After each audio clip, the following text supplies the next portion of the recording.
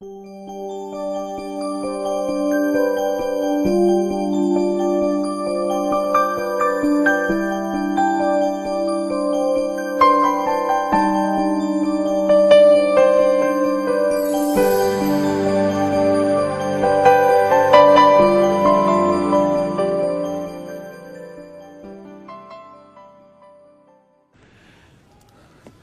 gracias, Pastor Malavé, por esa introducción.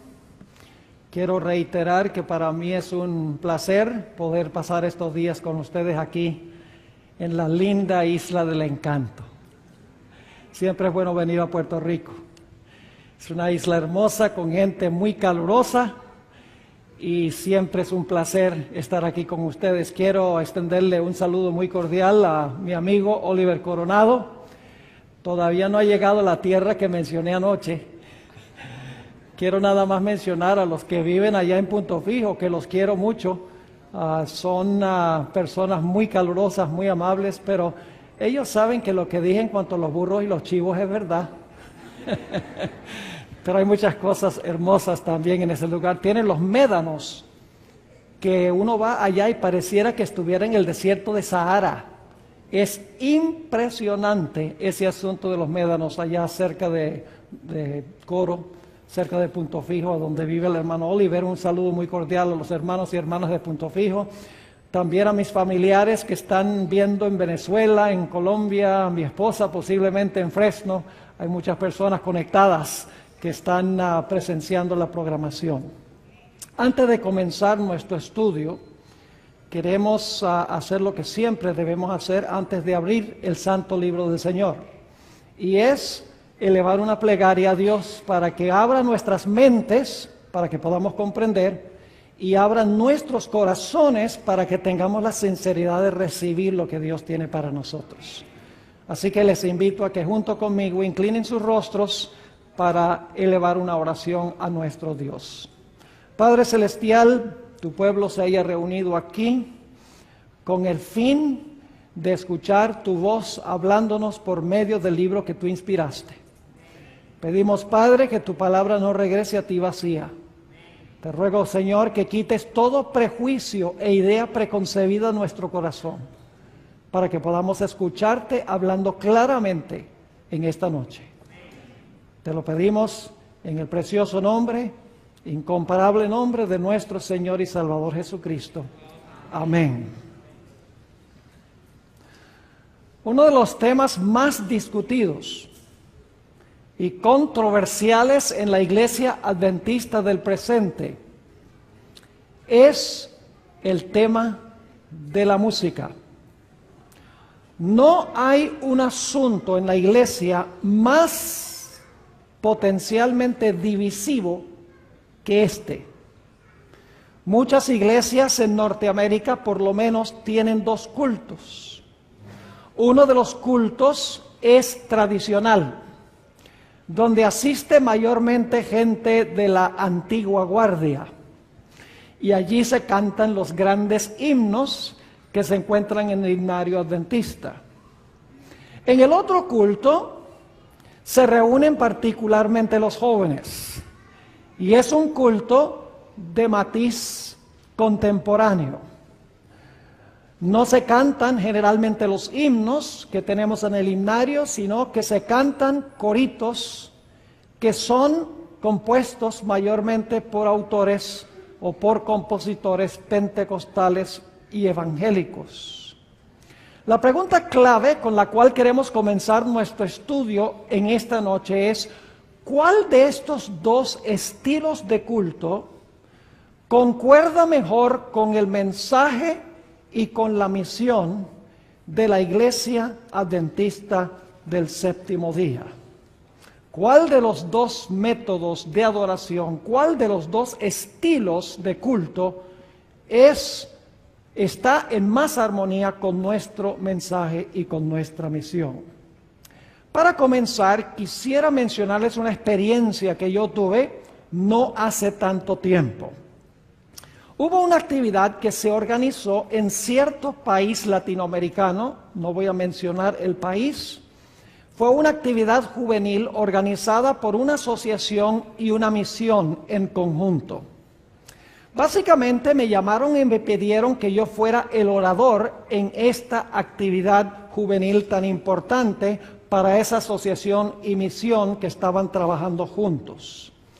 Me pidieron que presentara un temario que se basara en las grandes profecías de la Biblia, pero desde una perspectiva juvenil. Así que me senté, reflexioné, oré sobre cómo preparar temas que fueran atractivos para una mente juvenil. Bueno, tomé el avión, viajé 9 horas para llegar al destino, emocionado de la posibilidad de presentarle a los jóvenes el mensaje especial, profético, distintivo de la Iglesia Adventista del Séptimo Día para este tiempo.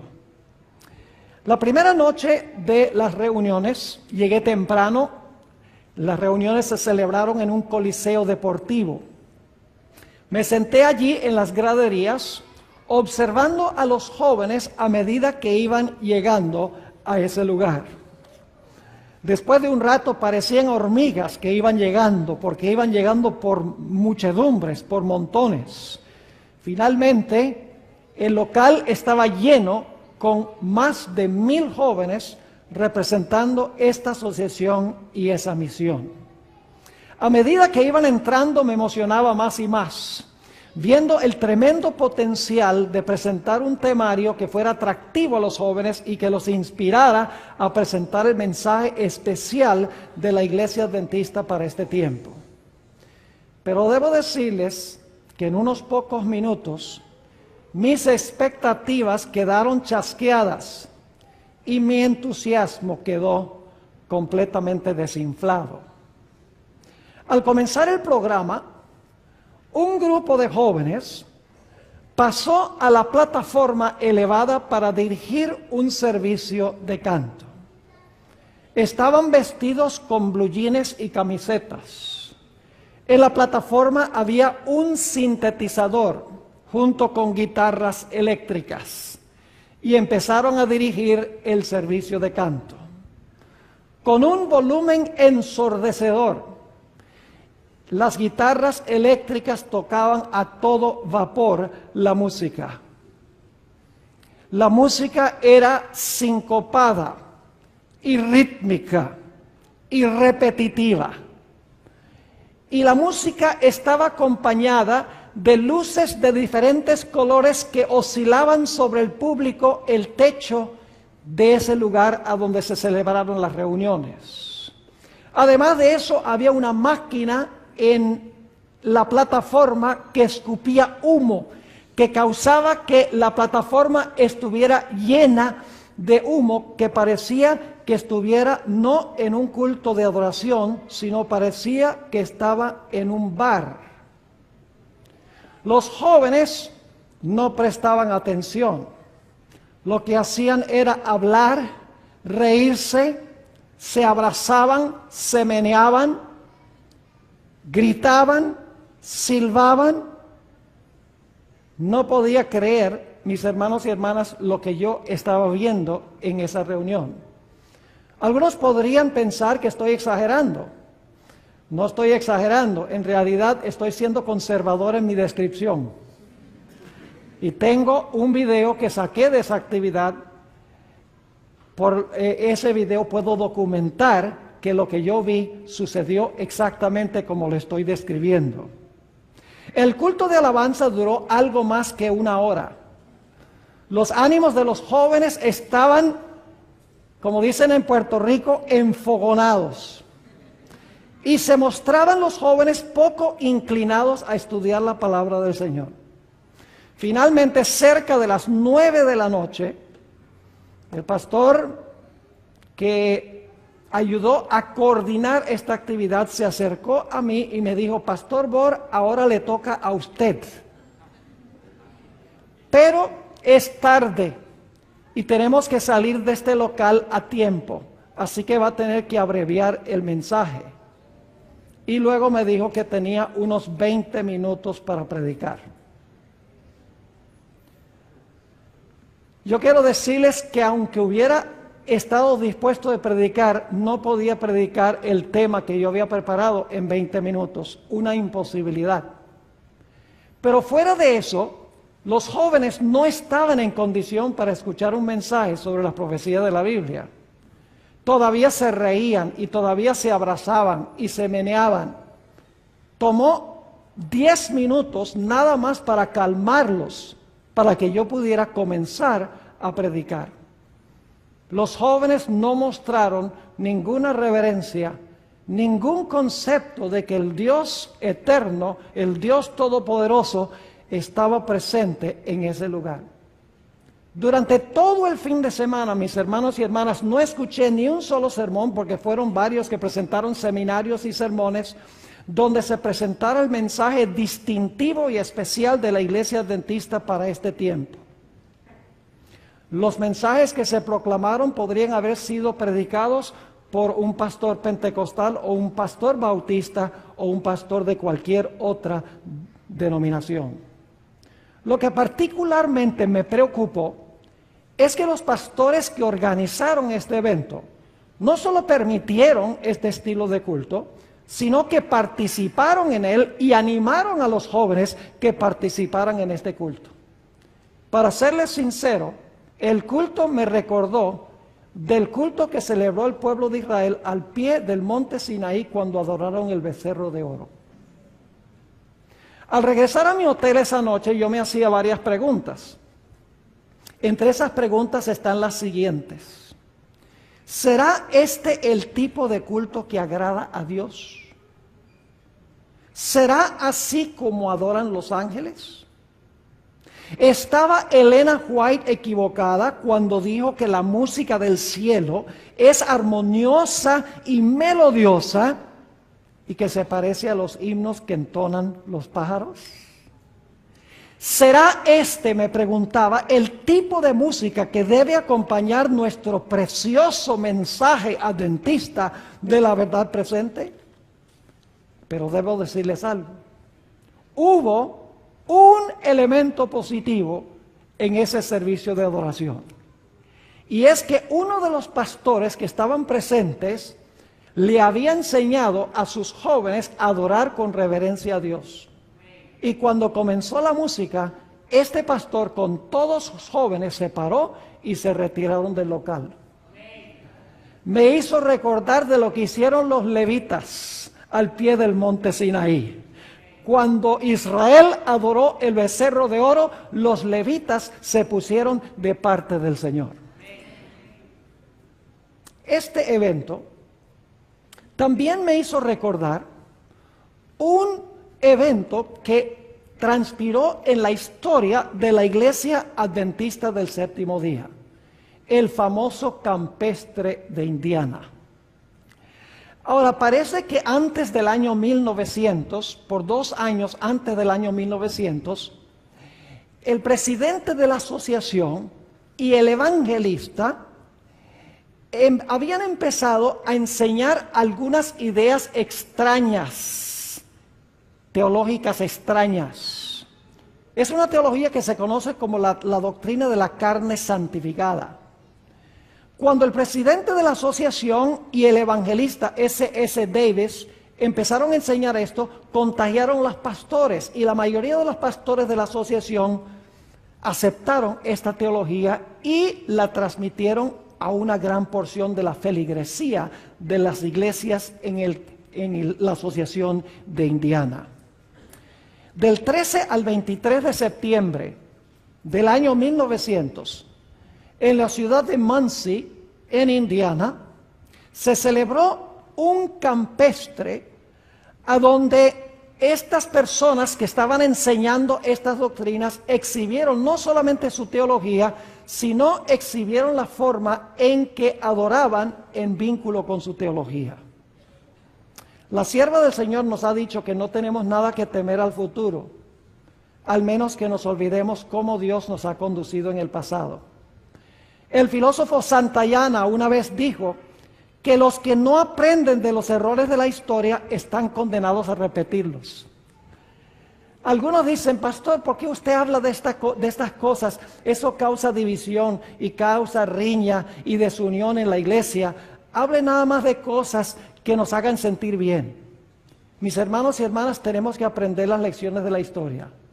Aun cuando vaya en contra de nuestro sentir, en contra de lo que nosotros hemos creído, si vemos que la historia nos enseña que necesitamos cambiar, debemos tener la valentía y la sinceridad de cambiar y de aceptar el mensaje que Dios tiene para nosotros. Como le mencioné, el problema en el campestre de Indiana era una teología errada que se estaba enseñando. Básicamente, la teología era que cuando una persona acepta a Cristo como su Salvador y se convierte, en ese momento se le quita su naturaleza pecaminosa y recibe carne santa. Lo cual significa que cualquier cosa que la persona haga después de su conversión no puede ser pecado porque la persona tiene carne santificada. En la iglesia adventista nosotros enseñamos que cuando una persona se convierte recibe una nueva naturaleza, pero la vieja naturaleza queda allí.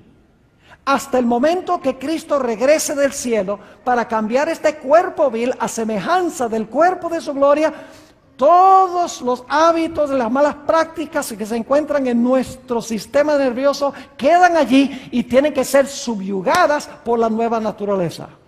Pero ellos estaban enseñando que cuando una persona se convierte, reciben carne santificada como la que recibiremos cuando Cristo venga en poder y gloria. Pero el problema en Indiana no solamente era la teología de la carne santificada. El problema en el campestre también era el estilo de adoración que acompañaba esta falsa teología. Los líderes de la conferencia general estaban muy preocupados por lo que estaba sucediendo en Indiana. Había llegado rumores a nuestros dirigentes de la Iglesia Mundial que específicamente en Battle Creek, de que en Indiana se estaban enseñando ideas raras y se estaba adorando con un estilo de adoración raro. Y por lo tanto, los dirigentes de la conferencia general dijeron, vamos a mandar a 2 pastores a ese campestre en Indiana para que puedan rendirnos un informe en cuanto a lo que está sucediendo allí. Y por lo tanto, la conferencia general mandó al pastor A.J. Breed y también a otro pastor mejor conocido, el pastor Stephen Haskell, que escribió el libro The Cross and its Shadow, La Cruz y su Sombra. Ahora, estos pastores fueron testigos oculares de lo que sucedió en el campestre de Indiana. Es más, el pastor Haskell le escribió una carta a la hermana White solamente 2 días después de terminar el campestre, el 25 de septiembre, y le contó a la hermana White lo que había visto allí. Ahora, permítame en primer lugar leer en detalle aquí los instrumentos que se estaban usando en ese campestre específicamente. Y estoy tratando aquí de...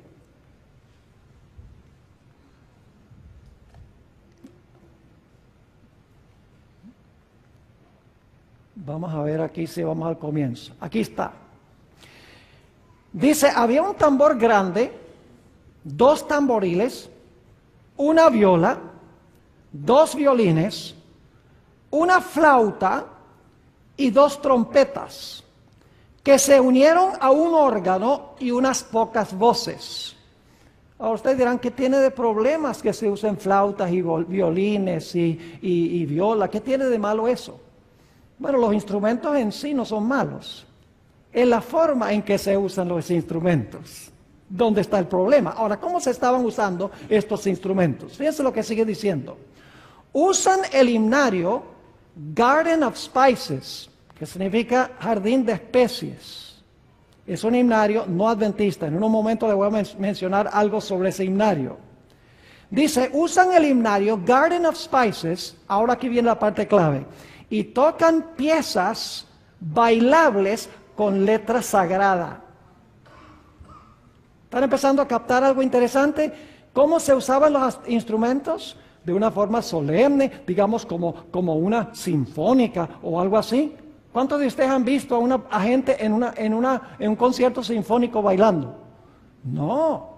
Aquí dice que estaban usando esos instrumentos para tocar piezas bailables, pero ¿con letra qué?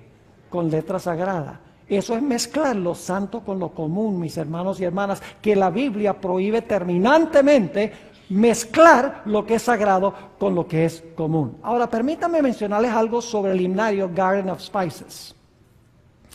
Quiero decirles en primer lugar que la iglesia adventista para este tiempo ya tenía su propio himnario. Es más, la iglesia adventista para este tiempo ya tenía 2 himnarios. Y en el año 1900 el pastor Frank Belden estaba por publicar un himnario que se usó por décadas en los Estados Unidos que se llama Christ in Song, Cristo en el canto.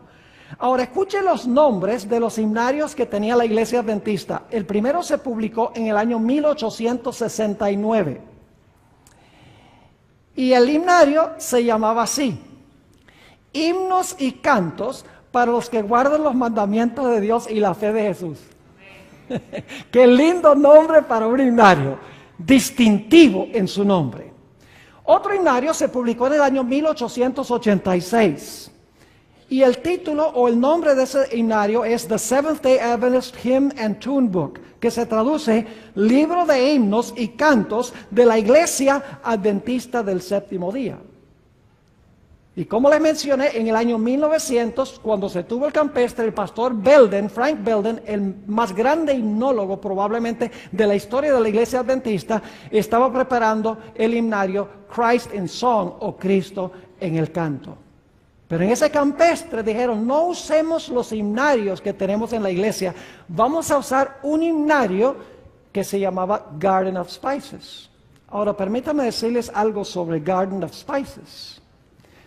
Es un himnario que fue publicado en el año 1899. Y el nombre de la casa publicadora es Pentecost Band Publishing Company. Ahora, esa palabra Pentecost ya les dice cuál es el matiz del himnario. Es un himnario de matiz ¿qué? Pentecostal, exactamente. Música secular, pero con letra ¿qué? Con letra sagrada. Ahora, ese himnario tenía muchos himnos de los himnos tradicionales. Fueron editados y cambiados hasta cierto grado, pero había muchos himnos también que habían sido compuestos específicamente para una audiencia de estilo pentecostal. Tal vez nuestros dirigentes pensaron: bueno, nuestros himnos adventistas son muy anticuados, están pasados de moda. Tal vez necesitamos modernizarnos un poco y usar algunos himnos que sean más upbeat, que pongan a la gente un poquito más emocionada en el culto. Pero no quisieron usar los himnarios que fueron compuestos por adventistas. Ahora, el pastor Haskell, el 25 de septiembre del año 1900, le escribió a Elena G. de White una carta sobre lo que él había visto en ese campestre. Y quiero que noten algo muy interesante que dijo el pastor Haskell, que nos va a ayudar a entender qué estaba sucediendo allí. Ustedes pueden verlo en pantalla. Dice el pastor Haskell en su carta a la hermana White: de hecho, su reunión, es decir, la reunión en Indiana, su reunión de reavivamiento es sencillamente una copia exacta del método que emplea el Ejército de la Salvación. Ese detalle es muy importante. Es decir, el reavivamiento en el campestre de Indiana era una copia exacta ¿de qué? De la forma en que adoraba el Ejército de la Salvación. Y luego sigue diciendo: y cuando entonan las notas más elevadas, no se puede escuchar ni una sola palabra que entona la congregación. Es más, no se puede escuchar nada en absoluto, al menos que sean los chillidos de aquellos que están medio desquiciados. No creo que esté exagerando todo lo que vi. Es decir, estaban cantando a voz en cuello, prácticamente gritando en la forma de cantar los himnos en este campestre. Ahora, lo interesante es que el pastor Haskell dice que era una copia exacta del método de adoración del Ejército de Salvación. Entonces, tendríamos que preguntarnos cómo adoraba en ese tiempo el Ejército de la Salvación. ¿Cuál era el estilo musical, en otras palabras, que usaba el Ejército de la Salvación? Fui a la página de internet del Ejército de la Salvación y fíjense lo que ellos dijeron en cuanto a su filosofía de la música. Dicen, la tradición musical del ejército es la de usar la música popular del día para alcanzar a la gente para Cristo. Eso está en el website del Ejército de la Salvación. Usar la música contemporánea para alcanzar a la gente para Cristo. Ahora, hay muchos grupos musicales que han salido de las bandas del Salvation Army o del Ejército de la Salvación.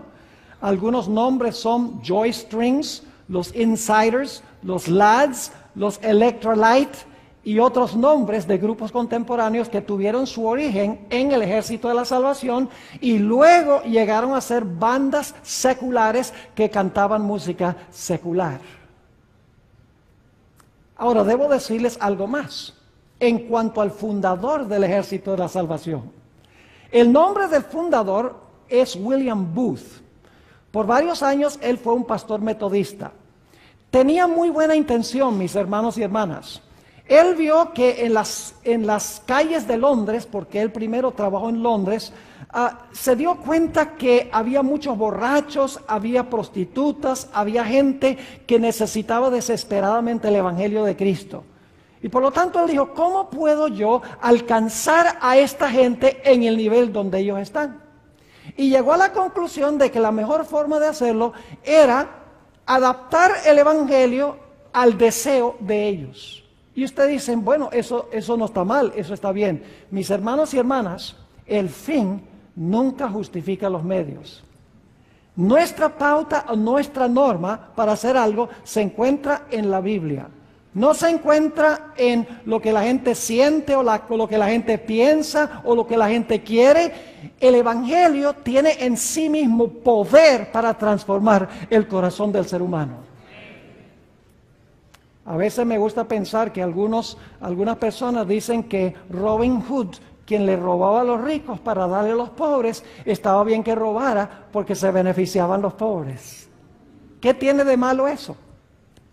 Hermanos y hermanas, el fin nunca justifica los medios. Muchas personas se convirtieron, muchas personas aceptaron a Cristo, hubo un cambio en su vida, pero posiblemente eso hubiera sucedido si sencillamente hubiera ido a predicar el Evangelio como se encuentra en la palabra de Dios.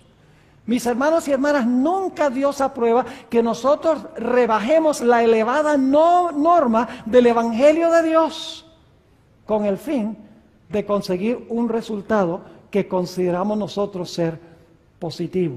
Así que no estoy hablando mal de William Booth. Él tenía buena intención, pero William Booth, el fundador, no tenía el mensaje que nosotros tenemos como iglesia. Quiero decirles algo en cuanto a William Booth. Esto posiblemente vaya a sorprender a algunos de ustedes. Él estuvo involucrado en el espiritismo. Es más, yo tengo citas de él donde él dice que él hablaba regularmente con su esposa difunta. Además de eso, hay mucha evidencia de que él pertenecía a los masones. Y era un amigo íntimo de un individuo de apellido Rothschild. Posiblemente algunos han oído ese nombre. Se conecta con la famosa secta que se conoce como los Illuminati. Él era un amigo íntimo del señor Rothschild. Si ustedes miran hoy, muchos de los lugares, de los recintos a donde se reúne el Ejército de la Salvación, van a encontrar toda clase de simbolismo masónico en estos recintos a donde ellos se reúnen.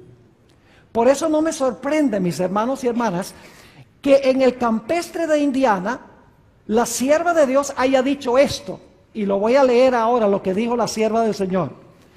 Dijo que en el campestre de Indiana, agentes satánicos estaban presentes, demonios en forma humana, que trabajaban con todo el ingenio que Satanás puede emplear para hacer que la verdad resultase odiosa para las personas sensibles. Mis hermanos y hermanas, también el Espíritu de Profecía nos dice, en este testimonio, Signs of the Times, febrero 26 de 1885, que el Ejército de la Salvación en su teología pisoteaba la santa ley de Dios. Y recuerden que lo que estaban haciendo en Indiana era una copia exacta de la forma como adoraba el Ejército de la Salvación. Aquí está la cita de la hermana White, hablando del Ejército de la Salvación. Y dicho sea de paso, hermanos y hermanas, no estoy hablando mal del Ejército de la Salvación. Hay mucha gente sincera que ama al Señor. Ellos se paran delante de Kmart y de Walmart a tocar sus campanitas en el tiempo de Navidad para ayudar a los pobres. Eso es algo loable. Podremos decir también lo mismo de los mormones. Los mormones es gente que tiene muchas cualidades positivas. Tienen una vida familiar muy buena, viven vidas ordenadas, son muy misioneros. Pero no por eso significa que lo que se hizo fue correcto. Espero que me entiendan eso. Ahora escuchen lo que dice la sierva del Señor. Hablando del Ejército de la Salvación y su teología y su práctica de adoración, siguen sus propias impresiones y afirman que el Espíritu Santo les enseña. Eso es lo que dicen los pentecostales. Dicen, el Espíritu Santo nos enseña. Y como los fanáticos que inquietaban a Lutero, colocan sus impresiones por encima de la palabra de Dios escrita, mientras que pisotean la ley divina, porque sus corazones no están en armonía con sus preceptos.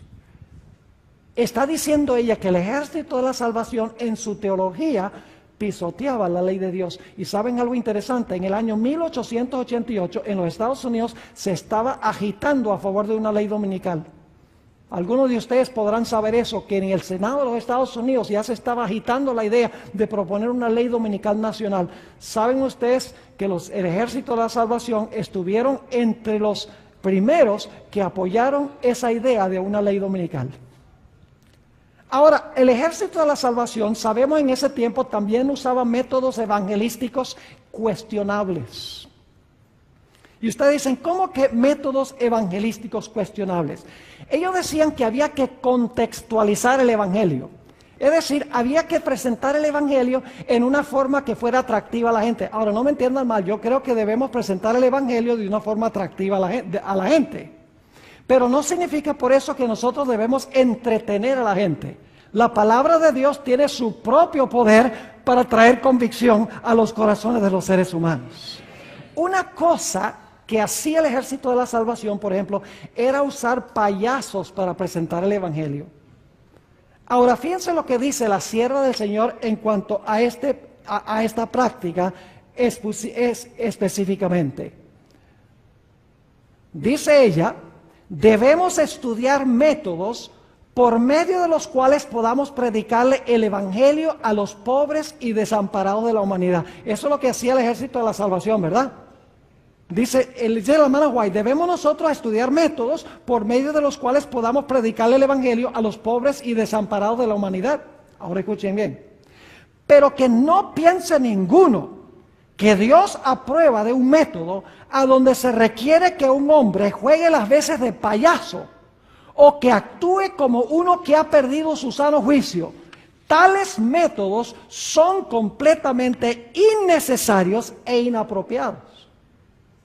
Y hoy en día, y debo decir esto, mis hermanos y hermanas, muchas veces se usan cosas como mimas, se usan dramas, se usan magos, etcétera, aún en la iglesia adventista, supuestamente para hacer atractivo el Evangelio. La hermana White dice que estos métodos son completamente innecesarios e inapropiados. Ahora, en esta misma cita, la hermana White continúa diciendo esto. Entre los que laboran en el Ejército de la Salvación, hay aquellos que han empleado estos métodos, pero es más, escuchen, es más necesario que ¿qué? Que usar esos métodos, ¿verdad? Dice, pero es más necesario que estudien y prediquen la palabra de Dios, que actuar de una forma sensacional a fin de atraer la atención de la gente. Es la palabra de Dios como cadena áurea y fuerte que vincula a los hombres con Dios y los coloca a donde pueden aprender del gran maestro. Es la palabra de Dios la que prueba el carácter. Dios tiene almas preciosas y conscientes que se han unido al ejército de la salvación, pero ellos necesitan progresar y recibir otras verdades más elevadas. ¿Cuáles verdades serían eso? Como el asunto de la ley y qué más, y del sábado. Esas son palabras mías que yo agrego allí. Así que dice, y recibir otras verdades más elevadas de la palabra de Dios. En otro lugar, la hermana White habla del cristianismo superficial del ejército de la salvación. Dice ella en Manuscript Releases, tomo 21, página 309, dice, allí vemos al ejército de la salvación con su banda de la santidad, como se conocía la orquesta en ese tiempo, con su banda de la santidad. ¿Y su cristianismo de qué clase? Su cristianismo barato, que complace a la gente, porque no tienen que luchar contra el pecado. Presentan un cristianismo ¿qué? Un cristianismo liviano. Decir, gracias, gracias, Dios te ama, Dios no le importa lo que tú haces, ni lo que tú piensas, ni a dónde vas, ni lo que ves, ni lo que oyes. De eso está hablando el Espíritu de Profecía. Y hermanos y hermanas, no cerremos nuestro corazón a lo que estamos estudiando esta noche. Porque yo sé que hay prejuicios en el corazón y decimos, no, eso no es así, a mí me gusta esa música y eso alcanza a nuestros jóvenes y yo no voy a escuchar lo que está diciendo el pastor Borg. Mucho cuidado con eso. Porque Dios está dando la oportunidad de que nosotros tengamos un cambio en la iglesia, un cambio positivo en la iglesia. Y hermanos y hermanas, yo quiero decirles que yo soy pastor de la Iglesia Adventista del Séptimo Día. Esta es mi iglesia. Algunos dicen que la iglesia ha apostatado. No, no, hay apostasía en la iglesia, pero esta es la iglesia remanente de Dios. Y yo soy pastor de esta iglesia y amo esta iglesia.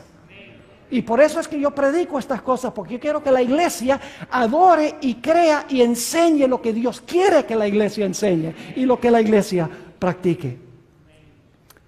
Ahora escuchen bien, la sierva del Señor también nos habla sobre la música que se usó en el campestre de Indiana.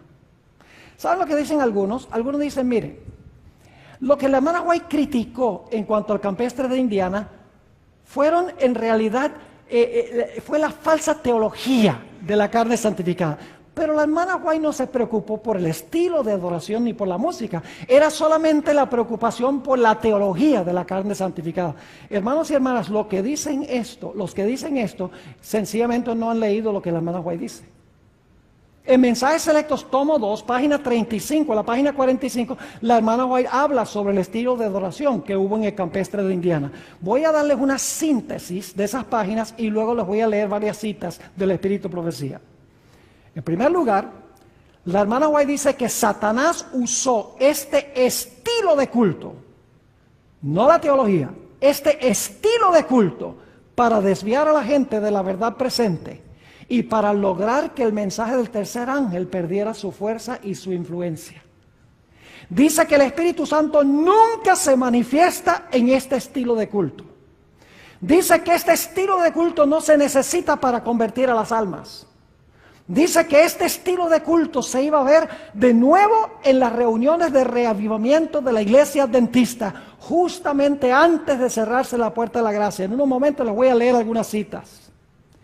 La hermana White, mis hermanos y hermanas, no criticó solamente la teología, sino que también criticó la clase de música y el estilo de adoración que se usó en ese campestre. No tenemos nada que temer al futuro, al menos que nos olvidemos cómo Dios nos ha dirigido en el pasado.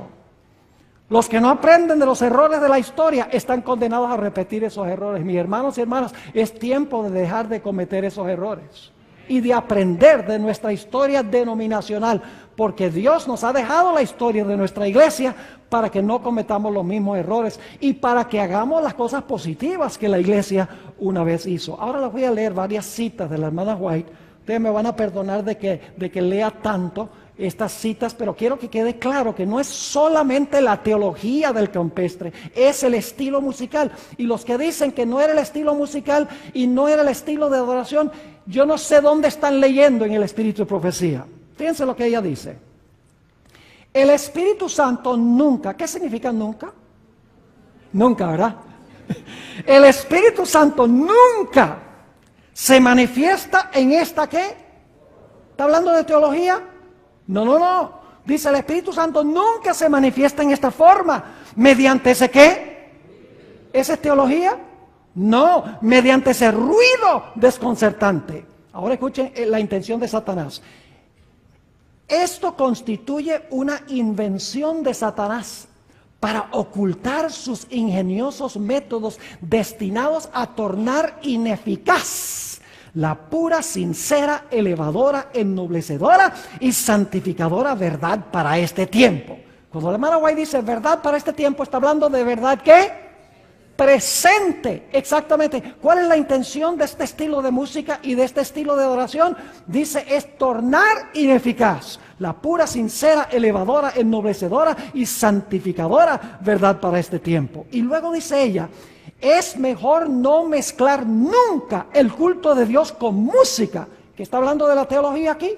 No, dice, es mejor no mezclar nunca el culto de Dios con música que utilizar instrumentos musicales para realizar la obra que en enero pasado se mostró que tendría lugar en nuestras reuniones de reavivamiento. La verdad, ahora escuchen, la verdad para este tiempo, ¿qué significa qué clase de verdad?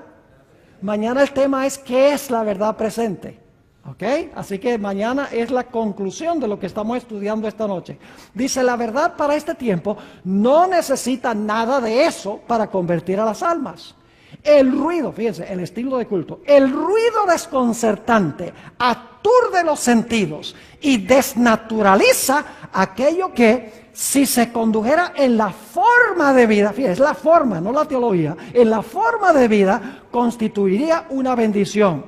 El influjo de los instrumentos satánicos, esa es una mala traducción, dicho sea de paso, porque está hablando no de los instrumentos en sí, sino seres humanos que se prestan como instrumentos. Es una traducción problemática esta. No está hablando de que la trompeta es mala o que el trombón es malo o aun que los tambores son malos. Sencillamente dice que algunas personas se prestan como instrumentos satánicos. Es decir, dice, el influjo de los instrumentos satánicos se une ¿con qué? Con el estrépito y el vocerío.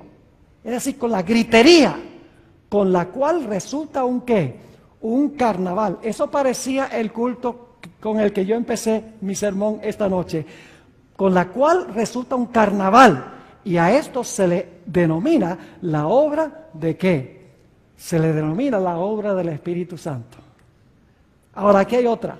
Dice la sierva de Dios en esas mismas páginas, no debería estimularse esta clase de culto. ¿Está hablando de teología ahí? No, está hablando del estilo de culto.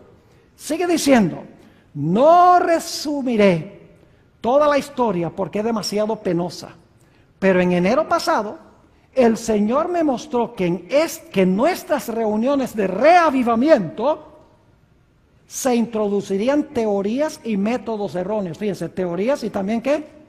Métodos erróneos. Y que se repetiría la historia pasada. Me sentí angustiada. Se me instruyó para que dijera que en esas demostraciones estaban presentes demonios en forma humana, que trabajaban con todo el ingenio que Satanás puede emplear para hacer que la verdad resultase ociosa para las personas sensibles. ¿Qué es la intención de Satanás en este estilo de culto? Hacer que la verdad para este tiempo sea ¿qué? Odiosa. Sigue diciendo. Debía decir además que el enemigo estaba tratando de disponer las cosas de tal modo que las reuniones de reavivamiento, creo que debería haber cambiado esto, ¿ok? No estoy acostumbrado. Yo creo en las ayudas audiovisuales. Audio porque me oyen y visual porque lo pueden leer en la Biblia y el Espíritu de Profecía. Esta tecnología no estoy acostumbrado, así que perdónenme. Así que dice que la hermana White, que Dios le dijo a la hermana White que debía decir, además, que el enemigo estaba tratando de disponer las cosas de tal modo que las reuniones de reavivamiento, que han sido el medio de presentar, ¿qué cosa? La verdad del tercer ángel ante las multitudes, llegan a perder su ¿qué? Su fuerza y su influencia. ¿El problema es solo problema teológico? No, mis hermanos y hermanas, es un problema de estilo de adoración. El propósito de causar emoción y que la gente salte y que la gente diga aleluya. Y yo he encontrado adventistas que dicen, pastor, ¿por qué es que en nuestros cultos la gente no se emociona? Como se emocionan los pentecostales. ¿Saben por qué? Porque nosotros nos enfocamos en el mensaje que entra por la cabeza al corazón. Es un mensaje que se basa en el sano juicio. Como dice la hermana White, un mensaje que apela a la fría razón. Unimpassioned reason es la expresión que ella usa. Es un mensaje que apela al intelecto y debe también alcanzar el corazón. En mi iglesia, yo llevo 17 años en mi iglesia, es una iglesia que tiene 1200 miembros, se cantan puros himnos con piano y órgano, pero si ustedes pudieran escuchar a mi congregación cantar, a veces yo me quedo callado para escucharlos cantar. Cantan con un entusiasmo y un ánimo. Ustedes vieran muchos de ellos con el himnario alzado y bueno, se ve que mueven la cabeza y mueven la boca, están emocionados. ¿Cómo que no hay emoción? Claro que hay emoción, pero no significa que tenemos que saltar y tenemos que gritar y usar luces en colores y hacer que humo salga de la plataforma, etcétera, para atraer a la gente. Es una forma indebida, incorrecta, métodos incorrectos de atraer a la gente. La palabra de Dios tiene suficiente poder para atraer a la gente y convertir al corazón humano. La sierva de Dios sigue diciendo, el Espíritu Santo no tiene nada que ver con ese desorden perturbador. ¿Está hablando de teología o del estilo? Del estilo, mis hermanos.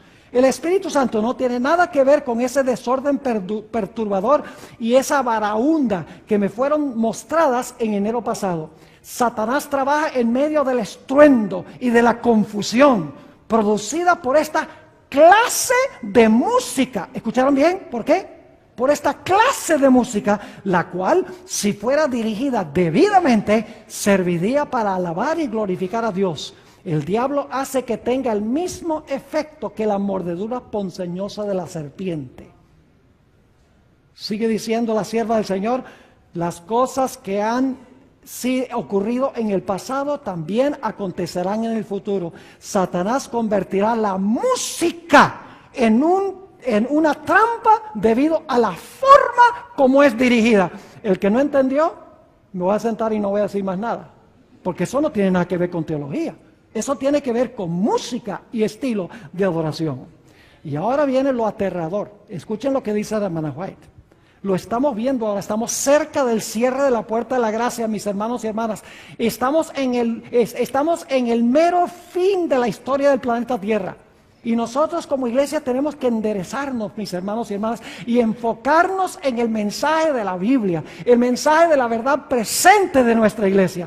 Tenemos nuevamente que usar los escritos de los libros rojos del Espíritu de Profecía. Hay que sacudirles el polvo y leerlos e implementarlos en la práctica en nuestra iglesia. Sigue diciendo la sierva del Señor, esas mismas, está escribiendo al pastor Haskell, esas mismas cosas que habéis explicado que ocurrían en Indiana, el Señor me ha mostrado que volverían a ocurrir justamente antes de la terminación del tiempo de gracia. Se manifestará toda clase de cosas extrañas. Escuchen esto. Yo estaba recordando esta cita cuando estaba viendo ese escándalo en esa actividad que se organizó. Y no vaya a decir nadie, el pastor Bohr critica a la iglesia adventista, el pastor Bohr le está tirando piedras a la iglesia adventista. No, porque yo soy de parte de la iglesia adventista, entonces me estoy tirando yo piedras también. ¿Acaso no se puede decir dónde la iglesia debe mejorar, mis hermanos y hermanas, sin que la gente diga, ese es desleal, ese promueve desunión? No, mis hermanos y hermanas. Debemos, como mencioné anoche, hay una sola cosa peor que la desunión, y es una unión sobre un falso fundamento. Porque una unión sobre un falso fundamento finalmente cae y se desmorona. Sigue diciendo la sierva del Señor lo que va a pasar. Justo antes de cerrarse la puerta de la gracia, declara, se manifestará toda clase de cosas extrañas. Habrá vocerío. Shouting es la palabra que usa la hermana White. Habrá vocerío. ¿Acompañado de qué? Tambores, música y danza, y baile en la iglesia. En los campestres está hablando ella. Dice, el juicio de algunos seres racionales quedará confundido de tal manera que no podrán confiar en Él para realizar decisiones correctas. Y a esto consideran como la actuación ¿de qué? Como la actuación del Espíritu Santo. ¿Qué es lo que quiere hacer Satanás? Mis hermanos y hermanas, Satanás lo que quiere es desviar la mente de la verdad presente.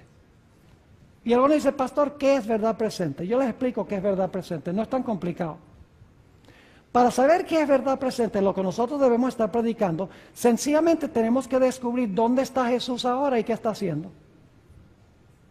Cuando Jesús vino a habitar entre nosotros, la verdad presente era que Jesús había venido a vivir una vida perfecta en nuestro medio. Cuando Cristo murió en la cruz, la verdad presente era que Cristo había pagado la deuda de nuestros pecados. Cuando Cristo entró al lugar santo, la verdad presente era que Jesús ahora iba a aplicar los beneficios de su obra en la cruz a aquellas personas que se arrepintieran, confesaran sus pecados y confiaran en Jesús. Ahora yo les pregunto, ¿a dónde está Jesús hoy? ¿A dónde está? Jesús está en el lugar santísimo. Yo pregunto entonces, ¿cuál es la verdad que nosotros debemos estar predicando hoy? Ahora, no me entiendan mal, ¿todavía debemos predicar que Cristo vivió una vida perfecta por nosotros? Claro que sí. ¿Todavía hay que predicar que Cristo pagó la deuda de nuestros pecados en la cruz? Claro que sí. ¿Hay todavía que predicar que Cristo es nuestro intercesor? Claro que sí. Pero si nosotros predicamos eso, mejor cerramos nuestras puertas y nos unimos a los bautistas y los evangélicos, porque ellos también predican lo mismo. El mensaje distintivo, como veremos mañana, de la iglesia adventista está en el lugar santísimo. Ahí está la ley, ahí está el sábado, ahí está el estado de los muertos, ahí se encuentra, como voy a mostrar, la reforma pro salud, ahí se halla la victoria sobre el pecado y la preparación para el cierre de gracia y la venida de Cristo Jesús en poder y gloria. Todo está en el lugar santísimo. El mundo desconoce esto, el mundo cristiano completamente lo desconoce porque ellos están todavía en el campamento, en el atrio y el lugar santo.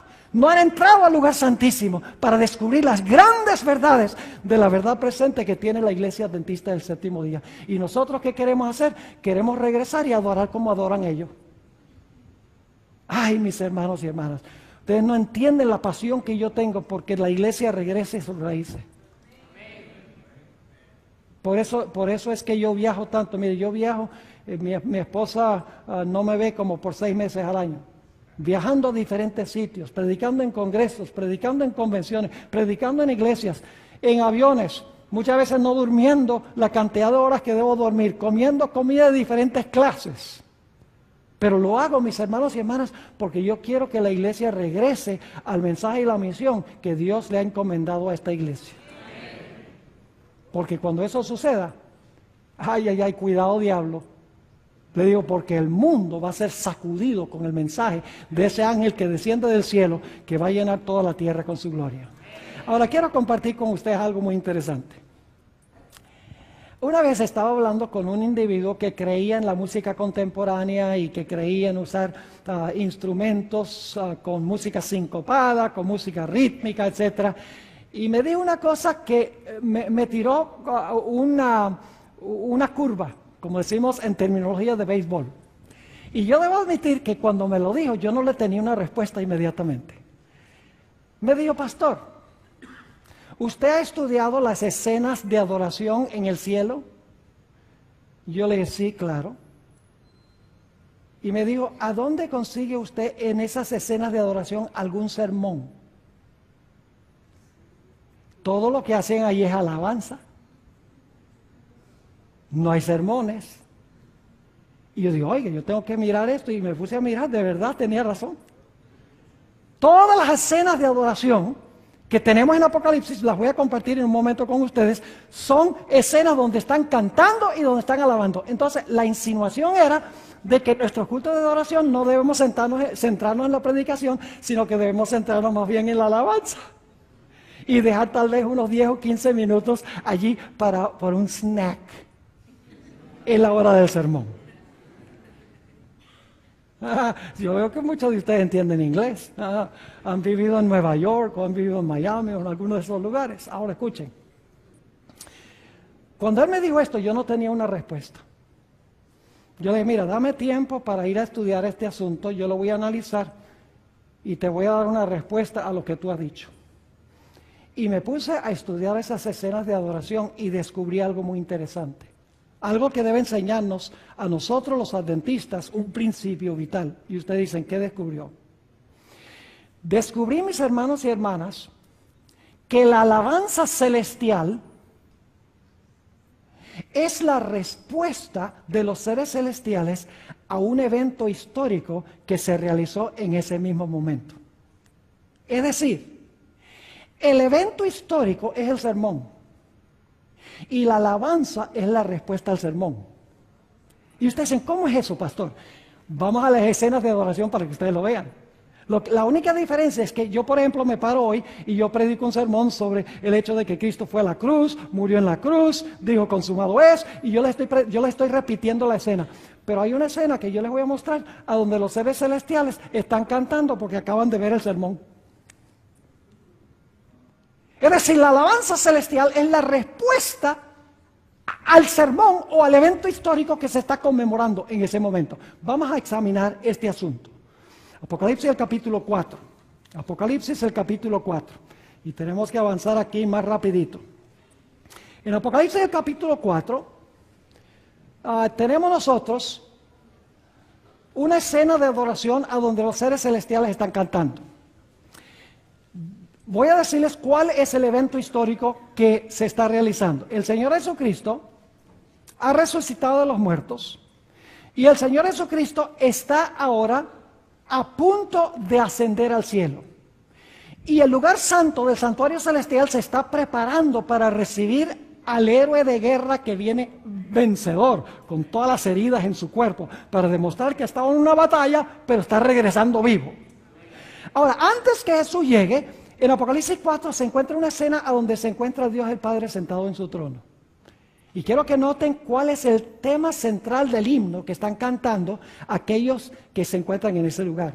Aquí dice en Apocalipsis 4 y el versículo 11, Señor, digno eres de recibir la gloria y la honra y el poder. ¿Porque tú qué? Porque tú creaste todas las cosas y por tu voluntad existen y fueron ¿qué? Y fueron creadas. ¿Cuál es el tema central de este himno que se está cantando antes que llegue Jesús? Se está exaltando al que está sentado en el trono porque Él es el creador. Ahora usted dice, ¿acaso Jesús no es el creador? Sí, sí.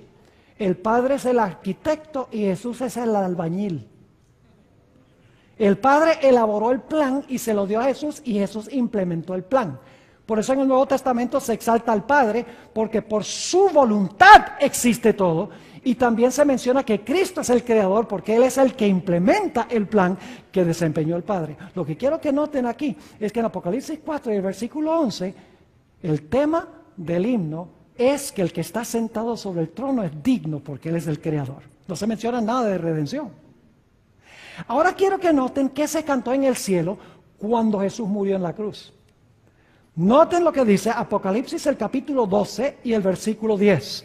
Apocalipsis el capítulo 12 y el versículo 10. Dice allí, Jesús acaba de morir aquí y dice, entonces oí una gran voz en el cielo que decía, ¿qué cosa? Ahora ha venido la salvación, el poder y el reino de nuestro Dios y el poder de su Cristo. ¿Por qué razón? ¿Porque a qué? Porque ha sido lanzado fuera el acusador de nuestros hermanos, el que los acusaba delante de nuestro Dios día y noche. ¿Qué himno están cantando? ¿Están cantando qué cosa? En honor a Cristo. ¿Y cuál es el evento histórico? El acusador de los hermanos ha sido ¿qué? Lanzado fuera. Ahora yo pregunto, ¿qué evento fue el que lanzó fuera a Satanás? Usted conoce muy bien Juan 12 y el versículo 31 al 33. El Señor Jesucristo dijo, ahora es el juicio de este mundo. Ahora el príncipe de este mundo será ¿qué? Lanzado fuera. Lo dijo como 3 días antes de morir en la cruz. Pero aquí los seres celestiales, Jesús ha muerto y están diciendo, el acusador de los hermanos ha sido lanzado fuera. Porque Cristo murió y recuperó el trono que había sido dejado vacante por Adán. Ahora mis hermanos, yo pregunto, ¿el himno cuadra con el evento histórico? En el cielo están cantando en cuanto al evento histórico de que Cristo acaba de morir, de que el acusador de los hermanos ha sido lanzado fuera. Sí, el himno cuadra con el sermón. El himno cuadra con el evento histórico. Vamos a nuestro siguiente ejemplo. En el capítulo 5 de Apocalipsis, Jesús llega al santuario celestial, al lugar santo. Y cuando Jesús llega al santuario, al lugar santo, se presenta como el Cordero. Y quiero que noten cuál es el tema central del himno. Los seres celestiales, mis hermanos y hermanas, han visto a Jesús morir en la cruz. Han visto cómo el acusador de los hermanos ha sido lanzado fuera. Y ahora ellos en el cielo están esperando que llegue el vencedor en la batalla. Y ahora el Señor Jesucristo llega y se presenta delante de su Padre. Y fíjense lo que cantan los seres celestiales para conmemorar este evento histórico que es el sermón, que lo están viendo en vivo. ¿Me están entendiendo el punto? Noten lo que dice aquí en Apocalipsis 5, 9 al 12. Y cantaban un nuevo cántico diciendo: digno eres de tomar el libro y de abrir sus sellos, porque tú fuiste ¿qué?